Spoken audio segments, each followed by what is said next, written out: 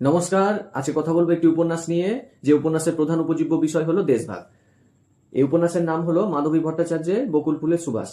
তো এই উপন্যাসটা পড়তে গিয়ে আমরা দেশভাগের চরম পরিণতিগুলো একদম সচক্ষে দেখতে পাবো। দেশভাগ নিয়ে অনেকেরই ধারণা ভুল রয়েছে, যারা হচ্ছে এই পলিটিক্যাল ব্যাপারগুলো জানে না, বা কি কারণে দেশভাগ হয়েছিল, কারাই সেই দেশভাগের জন্য দায়ী ছিল, কোন পলিটিক্যাল লিডারকে অথবা কোন পলিটিক্যাল পার্টিকে আমরা দোষ করব, এই ব্যাপারগুলো অনেকে বোঝে না। হ্যাঁ, এমনকি এখনো অনেকে আছে দেশভাগের কারণ বা দেশভাগ যে কেন হয়েছিল, কবে হয়েছিল, এই ব্যাপারগুলো বোঝে না, বা সেই সময়ে মানুষগুলোর যে পরিস্থিতি হয়েছিল হিন্দু মুসলমান উভয় সম্প্রদায়, সেই ব্যাপারগুলো ঠিকঠাকভাবে যায় না। তাদের জন্য এই বইটা একটা আকর্ষণীয় বই। এই বইয়ের মধ্যে মোহনের পরিবার পূর্ব পাকিস্তান থেকে এই দাঙ্গার প্রভাবে, মানে দেশভাগের ফলে তো দুদিকেই হয়েছিল, এপারেও হচ্ছে মুসলমান নিধন হয়েছিল, ওই পারে হচ্ছে হিন্দু নিধন হয়েছিল। তো দুই দিকেই হচ্ছে পারাপার করতে হয়েছিল। এই মোহনের পরিবারের যে কষ্ট, যে যন্ত্রণা এবং আপনজন হারানোর যে বেদনা, এই জিনিসটা এই উপন্যাসে দারুণভাবে ব্যাখ্যা হয়েছে। এই উপন্যাসের কাহিনীটা এত সুন্দরভাবে গাঁথুনি হয়েছে, যখন আমরা এই উপন্যাসের প্রথম ভূমিকাটা পড়তে বসি, সেই সময়ই এই উপন্যাসের সঙ্গে আমরা আকৃষ্ট হয়ে যাব। চরিত্র এত সুন্দরভাবে ডিজাইন করা হয়েছে যেন মনে হচ্ছে যে ওই চরিত্রের সঙ্গে আমরা নিজেকে রিলেট করতে পারছি।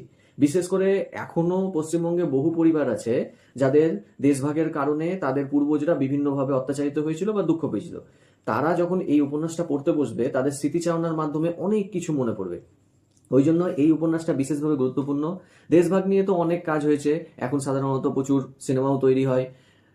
ইন্দুবালা ভাটের হোটেল, সেখানেও হচ্ছে অনেকটা দেশভাগের কাহিনী ধরা পড়বে। তবে এই এই উপন্যাসটাতে পুরোটাই দেশভাগকে নিয়ে। আর এই উপন্যাসে কি নেই, সেই দ্বিতীয় বিশ্বযুদ্ধ থেকে শুরু করে, তারপরে চাল সংকট, মানে দুর্ভিক্ষ হয়েছিল, তারপরে পরে পরে দ্বিতীয় বিশ্বযুদ্ধের পরে পরে এই চাল সংকটের কারণে সেই গ্রামের মানুষদের কি অবস্থা হয়েছিল, সেইটাও দারুণভাবে ব্যাখ্যা হয়েছে।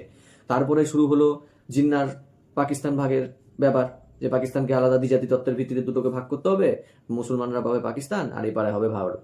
হুম। তো এই ব্যাপারটাও সুন্দরভাবে ব্যাখ্যা হয়েছে।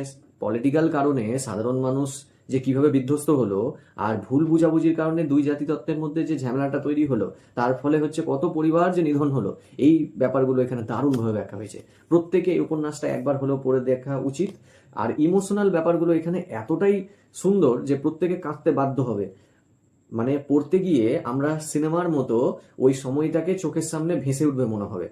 তো প্রত্যেকটা যারা স্নাতক এবং স্নাতক স্তরের ছেলেমেয়েরা আছে, তারা যারা তাদের সিলেবাসের মধ্যে দেশভাগের ব্যাপারটা প্রত্যেক ইউনিভার্সিটির ক্ষেত্রেই উঠে আসে, সেই ক্ষেত্রে এই উপন্যাসটা পড়লে দেশভাগটা আরো পরিষ্কার হবে।